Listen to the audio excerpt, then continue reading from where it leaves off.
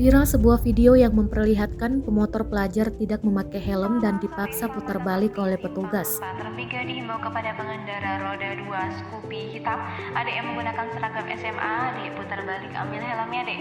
Kalau bawa helm bisa dipakai sekarang helmnya. Iya adik, malah santai duduknya. Dek putar balik ambil helmnya sekarang juga dek. Video tersebut diunggah oleh salah satu netizen di media sosial, adalah akun @ndagels yang memviralkan video tersebut di Twitter. Dalam video, terjadi di Simpang 4 Kota Mataram, terekam dalam CCTV pemotor pelajar tengah berhenti di simpang tersebut. Pelajar tersebut menggunakan skutik Honda Scoopy.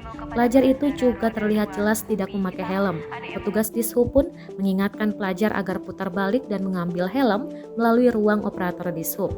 Pelajar tersebut tidak lantas bergegas menuruti ucapan petugas. Bahkan pelajar tersebut malah nantang dengan menyalakan sebatang rokok. Sontak petugas pun dibuat pasrah melihat kelakuan pelajar tersebut. Pelajar itu juga akhirnya diingatkan oleh pemotor lain untuk segera putar balik, dan pelajar tersebut akhirnya mau menuruti pemotor lain itu. Video ini pun langsung viral di media sosial, bahkan menuai reaksi beragam dari para netizen.